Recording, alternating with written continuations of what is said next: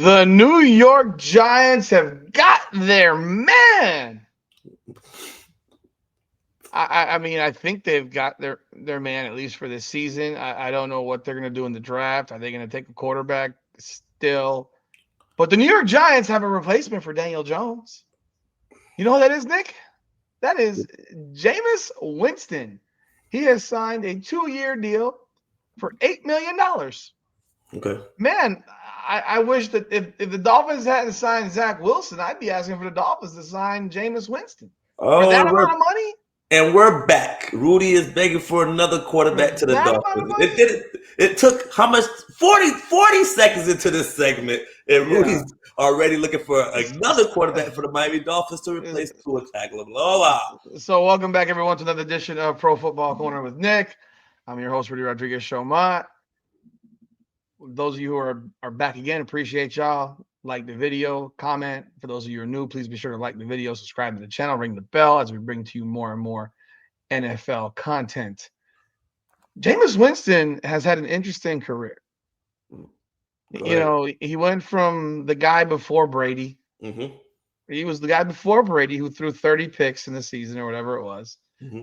And he threw for 5,000 yards in the same year. And then the next year he's gone and Brady's the quarterback. Or was he still on the team? I think he was gone. No, I don't even know. He was gone. He went to the Saints, right? I think he went to the Saints. And Brady wins the Super Bowl. But Jameis Winston is the guy that, I mean, people seem to like. They love him. They seem to like the guy, even when he's didn't he get that coach fired for Atlanta when he decided to punch the ball into the end zone? Oh, when they went for it, when the game. When they went for it, when he got his stats, and that's why they love him. His teammates love him because things in that nature. He's seems like a good person ever since the whole fiasco over there in FSU about the crab, where we know they were giving out that for free. Man, ain't really giving trouble. Whoever messed it up for him. But it wasn't the crab, it was the other stuff that he had a bigger problem with. Yeah. But the thing about him, man, he won Super Bowl weekend. He was the best thing. Like Super Bowl weekend, he made the most of Super Bowl weekend than any other player that weekend. Like how? You didn't see he was interviewing everybody. He was on Instagram for everything. Everything he did went viral. Like he was doing his W things and he was throwing out W's and he was explain that to me because I don't even know what that is. But he's throwing out W's. So remember he was eating W's over there and when he was with the Bucks, he was like giving a pregame speech, like, and we're gonna eat W's like that. And it seemed so lame. And a couple of his teammates came out like, what the fuck, James? Like, even when in the moment, they were like, that was probably one of the lamest things they ever seen. But people have seen it come around with it. He turned that into a winning investment, Rudy, over Super Bowl weekend. Something that was laughed about the whole time. He turned that segment into a good segment or a good thing for him. And now he'll probably like make millions of dollars off of eating W's and nonsense like that. But he set himself up for after football already. I'm pretty sure he would get a deal from one of these TV networks offering him probably at least not Tom Brady money, but he's gonna walk into a $10 million. Ain't nobody getting Tom Brady. He's gonna walk into $10 million a year. No way! You're out of your mind. I'm not asking you. You're crazy. I'm not asking you. I'm telling you. Do you know how much those guys get paid? Rudy, I'm not asking you. I'm telling you this, man. How are you telling me? He's gonna be he's gonna be a highly conveyed person. He's gonna be like a free agent. He's gonna be like LeBron in 2010, 2011. That's the type. I'm telling you, Rudy. What are you basing this on? I'm basing it on what happened over Super Bowl weekend. I'm asking you again, what are you basing your numbers on? Because you just threw out $10 million a year to be on TV, and there might be only like a handful of those guys. His personality is meant for that. Like, but to do what? Whether it's game color and color analysis, like the Michael Strahan and them pregame. Howie Long. Michael Strahan has been on Good Morning America or whatever. No, I'm just talking about like those type of things, like before the game. Oh, you be on the desk? You think those guys making $10 million on the desk? But I'm talking about all his endeavors added up together. You're going to be doing multiple things. I'm just talking about the job that you just talked about, which is signing to work the desk or play by or if it's play by play analysis. If it's play by play, he wouldn't be play by play. He'd be in game analysis. In game analysis, like Tom. Like you think that he would command $10 million for that? I don't think so. No, between 7 and 10. Easily. Not a chance. I think his personality, the way he's becoming lovable. But other than that, he's a good quarterback, a bridge quarterback. That's basically what you're getting. He's going to be somebody who's going to mentor Shedeur because Shedeur is not going past the Giants. I don't care what the analysts are saying and he's not dropping below the Giants. That's just not happening. They not letting him go by, and it's evident by the quarterback they just brought in, unless they're just bringing in Jameis for the year until they get the quarterback they want next year. But Shedeur is not falling past that. And he's a great quarterback because he's going to be willing to teach Shedeur the ropes. He's going to be willing to sit back after 4 or 5 games he started and they went 1 for 5 so they could bring in the quarterback they want to play. So let me ask you a question. Let me ask you a question now. Yeah. Since I'm looking at I'm gonna go website by website again on this mock draft crap because it's everywhere. I'm on Pro Football Focus. Number 1 pick in the draft, Cam Ward. Number 2, Shedeur Sanders.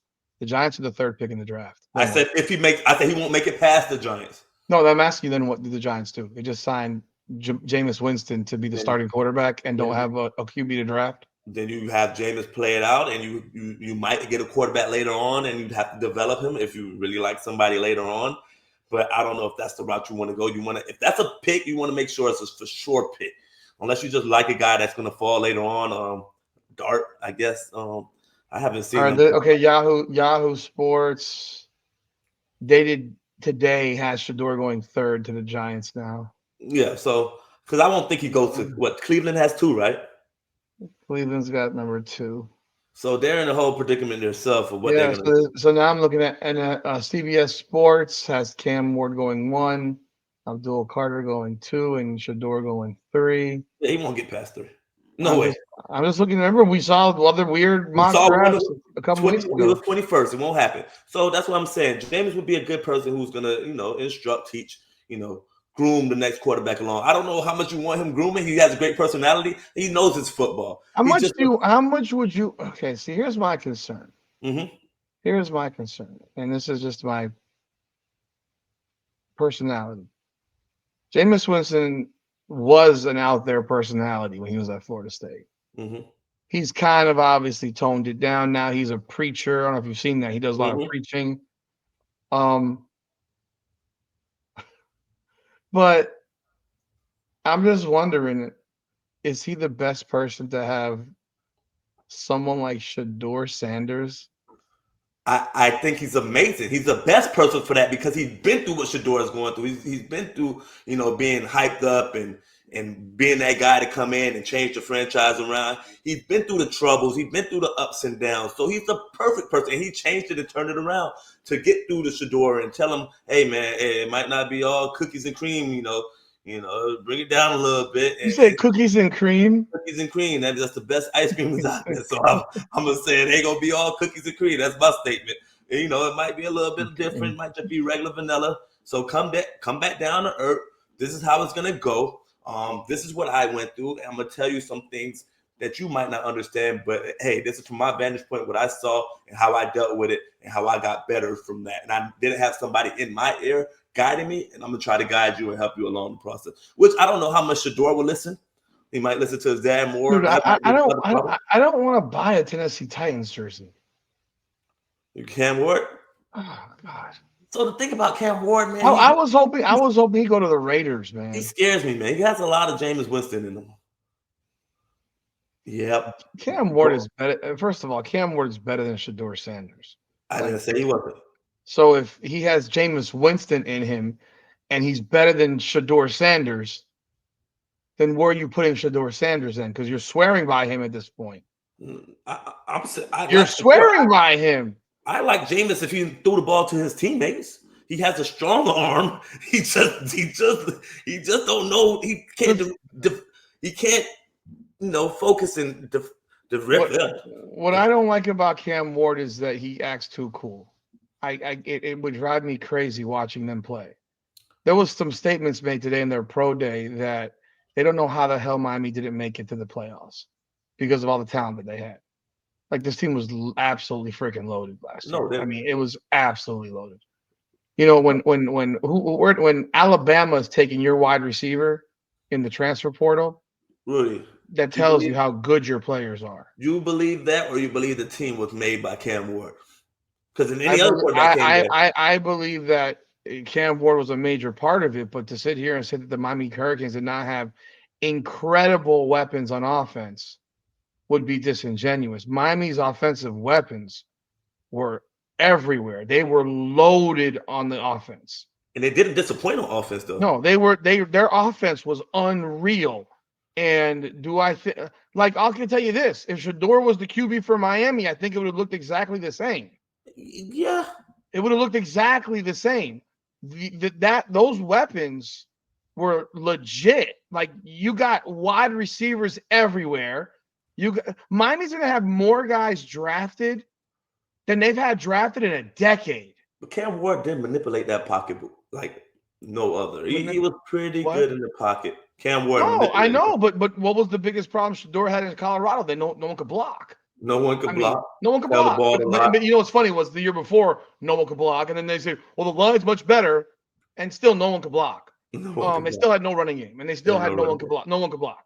So it was I think Shedeur and Miami would have looked similar. Maybe not exactly, but it would have looked fairly similar. The weapons were there. The Miami just hasn't had a quarterback in how many? 2 decades? It's been a long time. It's been a long time for a decent forget about a good one, just a decent one. You know? We started off with so much hype with Jacory, and then it just fell off. Well, Jacory's situation was just different. You know, I remember that like it was yesterday. The way Randy Shannon handled that Robert Marv, Jacory Harris deal was a disaster. And that's his fault. You can't be playing carousel quarterback. Reality was Robert Marv probably should have started initially and just been handed the ball. Go. Until you show us that you can't. He was the older guy who had been there. You hand him the damn ball. But you bring Jacory with the promises with all those Northwestern players. Hey, all y'all reality was that Jacory had a noodle arm. A noodle arm like Ken Dorsey. And Robert Marv had a cannon comparatively. I'm not saying I love Jacory Harris. And I would have at a certain point, I was like, what that was doing to Robert Marv was destroying him. So yeah, start Jacory, move the fuck on. You know, but a lot of those guys just didn't pan out. You know, the guys that were expected to pan out from that group, Streeter. Really, the only 3 of them really were good. And that was Sean Spence, Tommy Streeter, and from Booker T, Brandon Harris. The rest of those guys were complete failures, colossal failures. Jacory was good for a year or so. He was okay. He was good for that 1 year. That rookie year. But Marcus Forston never panned out. Aldarius Johnson got fat. Theron Collier. I with all these players. After college, I literally worked out with all these players. Theron Collier, Devon Johnson, they all flamed out. Like they were not Kendall Tompkins. They just weren't good. You know? So yeah, it just when you rely on 2 schools to feed your entire program and you can't coach, that's I think coaching killed them as well, but that's another thing. Yeah. I don't know. Jameis Winston, I guess you feel he's a good fit for Shedeur. Yeah. Interesting to see how long they let him start. You know how that goes. It's usually whenever the bye week, find out the bye week, and that's usually when they make the change. Why not let these guys sit, man? Because it's a rush. It's just. Well, why are you rushing? Because it's Rudy. I explained this to you already. This is a microwavable. This what era we is. Microwave. This is a fucking philosophy, dude. It's a microwave. Everybody want it right now. You know what? The microwave is why the Giants have stunk for 5 years. One quarterback came out before and he had a good year, and all of a sudden they expect that to be everybody right now because we drafted. You think this dude is? Do you think either of these dudes is Jaden Daniels? No. I think Cam Ward has a, but he's going to. I don't think either of them should be starting as rookies. Yeah, a lot of people feel that way. You're not the only one that feel that way. I don't think either of them should be starting as rookies. Tennessee just drafted a goddamn quarterback last year or 2 years ago, Will Levis. And you're replacing him already? He just drafted him in the second round, though, right? Yeah, he was projected to go in the first. Yeah. And so we're finding out why he got dropped down there. That goes back to playing the quarterback early. That goes back to the white privilege deal for white quarterbacks. But that goes back to the white privilege deal because Will Levis played at Kentucky. They weren't very good, but it was like Daniel Jones at Duke. They weren't very good. Even homeboy at North Carolina, Mitchell Trubisky, he wasn't very good. Like these guys weren't good. Mm-hmm. But all of a sudden they're. I mean, because the GM's going to try to. 10 picks. GMs try to psych their stuff out and say, hey, if we get him with a better O-line and better talent around him, with his tools, his mechanics, and his throwing ability to throw it down the field, he could stay in one place and throw the ball 80 yards. Can he read the defense? Can he make the right checks? Can he slide his protection? Football is not played in a vacuum. Do you have pocket presence? Can you make something out of nothing? Like if I give you a lemon and water and some sugar, what are you going to come up with? These motherfuckers are coming out with apple juice with that ingredient. So when you have that and you can't turn something from nothing to something, then this is what we get. If this, if that, if this, if that, if this, if that. So how about we just say, well, if they have the offensive line from the Dallas Cowboys in the 90s, and they have Barry Sanders playing running back, and you got Jerry Rice at one receiver, Randy Moss at the other, Steve Smith at slot. Ooh. I don't know. Shannon Sharp playing tight end. Oh shit! I might come out of retirement and throw the ball. Yeah, I guess if you give if this, if that, if this, if that, like that's not what football. That's not life. And damn sure it ain't life for the third fucking pick in the draft or the first pick in the draft. You're going to a trash ass squad. So they suck. So none of these players have the juice in them. Like the past 2 years, the second quarterback taken in the draft have turned their teams around. Okay. You have the Texans went from crap to being playoff teams, and then you have the Redskins going from a team that I love Cam Ward. Cam Ward and Shedeur Sanders are not as good as CJ Stroud. But that's what they're not even remotely close. But these are what the GMs are hoping for, that one of these players. So you're risking your job, your career, and rather than let the kids sit and learn. Like look, man, Cam Ward was a shocker for what he did last year. Nobody expected that shit. If the Hurricanes had gone 9-3 the normal way, like 3-0, 3-1, 6-1, 6-2, 8-3, 9-3, no one would have said a word. No one would have blinked. No one would have thought a problem. It's that they started off 9-1, 9-0, lose, go 10-1, and then blow it at Syracuse. And it wasn't even his fault at Syracuse. Hell, in Georgia Tech, it really wasn't his fault, in my opinion. But it's how they lost. It's not that they lost. If they'd gone 10-2, but went 5-1 and then 5-1, nobody would have said. If they had lost the game to make them go 8-2, and then they beat Syracuse to go 10-2, no one would have said anything. I love Cam Ward intangibles. He just have one or two plays a game where you scratch the fuck out your head, Rudy.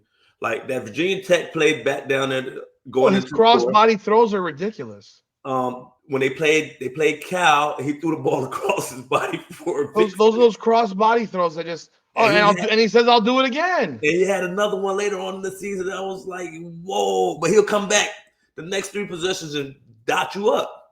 and make something out of nothing. And the 4th and 12, and he'll make a play. So he had a lot of those plays for when UM was out the game. And like they're down a couple touchdowns, and he made a 4th down play, and game would have been over, and that gave him life, and they came back a lot of games and won. Oh, like I said, I love Cam Ward, but we have to really understand that if he doesn't come to Miami, he is at best a 4th round pick. At best a 4th round pick, 3rd round pick, 4th round pick. If you look at his career, like the year before at Washington State, they were 6-6 or 7-5. They weren't very good. And he was the quarterback. And they actually, I'm pretty sure, had a lengthy losing streak as well. And then the guy that replaced him is initially the guy that Miami was trying to go after this year in the portal, but he chose to go to Oklahoma. And that guy actually had a better year at Washington State than Cam Ward did a year earlier. If I recall, I'm checking this, so don't kill me, people, if I'm wrong, but I'm pretty sure about this because I had to look this crap up when I was looking up this dude. Okay. Schedule. They were in 24. They went 8-5. They lost to Syracuse in the bowl game. In 23 with Cam Ward, they were 5-7. They started off 4-0 and lost 6 straight games. They obliterated Colorado, and then they lost to Washington, and they finished 5-7. So that new QB actually was more successful than Cam Ward. So it's like, and that guy's name is John Mateer. He threw for 31, 39, 29 touchdowns and 7 picks at Washington State. And heck, I mean, go look at what Ward did. That's what I was going to say. I mean, because if I'm out there scoring like Ward threw for 37, 35, 25 touchdowns and 7 picks. So similar numbers, but Mateer won and Ward lost. I mean, how much is that on Ward? If I'm like, I don't know, but again, like, you're not projecting the kid to go 39 touchdowns and 7 picks, 4,300 passing yards, and the best offense in the country. Like, you weren't projecting that. None of us were projecting that. And look, it was wonderful to see as a Hurricane fan. It made me excited about watching Hurricanes games again. But that is what now makes – look, I'm happy. I want him to be the number 1 pick in the draft. It makes the Hurricanes look good. But you want to just toss him in there and make him the starter at Tennessee week 1? I just don't – I'll never get on that. This shit is where they want to rush. They want to – you just said microwave. Microwave. Okay, so CJ Stroud flipped it around in the first year. And what did he do in his second year? Okay. The exact same record. Mm-hmm. The exact same record. So why didn't he get better? Why didn't they get better? Still developing. I mean, I'm asking why didn't they get better? Why weren't they 12-5? Well, their O-line was terrible.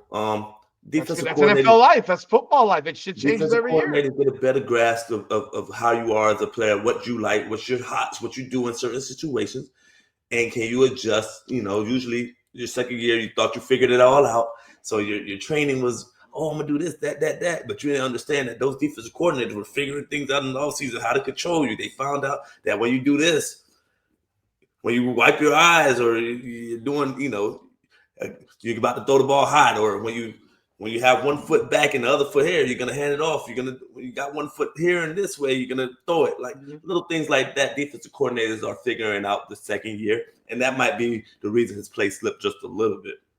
You think Jaden Daniels will have that happen to him? I don't think it'll happen to Jaden Daniels. I think Jaden Daniels is a monster. I think it happened to him. I think it happened to every quarterback in the second year. You think the Redskins will be worse than they were last year? Yeah, I don't think teams. So they were 12-5. You think they're going to be a 10-17? The 12-5 is a great ass record. Most teams don't go back 12-5. I'm just saying if Deebo Samuel is even remotely fucking healthy, they'll be 9-8. 9-8. Yeah, they're a 9-8 team. I think teams figure out a little bit more about Jaden, and I also think injuries would be something that you have to worry about. Well, injuries is something like. And that usually happens. I don't like to wish it on people, but it's just. You are. You are. We have seen this year. We've seen this year to year. The second year is just a little bit tougher. It's just tougher. You thought you had it all figured out. I got it, and you don't. All right. Well, that'll do it for this one. Jameis Winston could be the perfect solution for Shedeur Sanders. Two lunatics, spoiled brats in college. Shedeur a bigger spoiled brat than Jameis Winston. Yeah, I was about to say that's kind of. And maybe he can help guide him. We'll see. Let us know your thoughts in the comments. Leave a like, subscribe to the channel. Appreciate y'all. This is Pro Football Corner with Nick. Dion to the Giants next year. Well, they could have done that this year. But that's all. Come on now.